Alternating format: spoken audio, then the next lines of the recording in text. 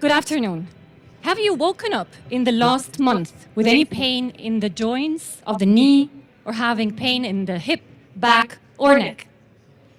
Of course, this is for us an occasional annoyance, but for the majority and millions of people worldwide, this pain and stiffness never really fades away. That's because our bodies are like cars, and the joints are the shock absorbers. If not well lubricated and maintained, the ride would become bumpy and painful. Osteoarthritis is a degenerative disease that affects 500 million people worldwide, around 7% of the global population. And this happens when our shock absorbers become wearing and tearing over time from injury or overuse. Unfortunately, the reality is the treatments to date are just symptomatic. They don't treat the underlying cause of the disease. And what if, in the lab, we tried to treat that underlying cause of the disease to reverse osteoarthritis, prevent it, or treat it? For that, we needed to dig deeper into the DNA and how it's affected by our environment and the lifestyles that we live.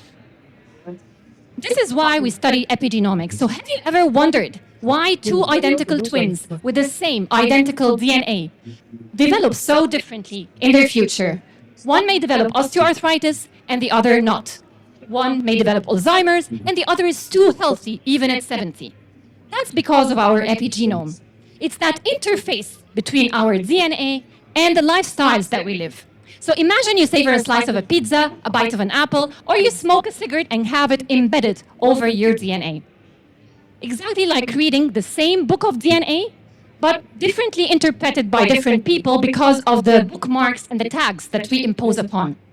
The fascinating reality is that DNA is around 2 meters long inside each cell, but we only know 2% of what it does. And that's because it's highly tangled inside our cells, and it needs unwinding and untangling to form what we call the RNA. This RNA becomes functional when it produces proteins.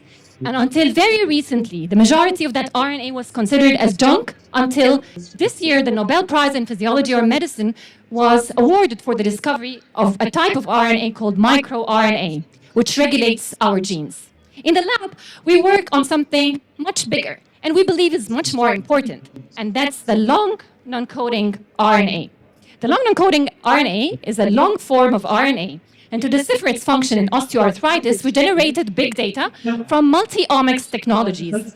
And by analysis of these big data generated, we could find that the long non-coding RNA play key roles in unlocking DNA and gene mysteries when it comes to osteoarthritis disease. So if you visit me in the lab, you'll find me trying to unwind and untangle this ball of yarn and playing around with the molecules of proteins and RNA around it. And while doing so, guess what? I found Meg Ryan, not just in Hollywood, but right inside our cells. Meg is actually one of two long non-coding RNAs that plays essential roles in switching off genes related to osteoarthritis disease. And by doing so, we can have healthier bones and pain-free joints. So remember, 500 million people and 500 million joints are waiting for relief. And while we cannot change our DNA, we can change the marks or the bookmarks we impose upon them.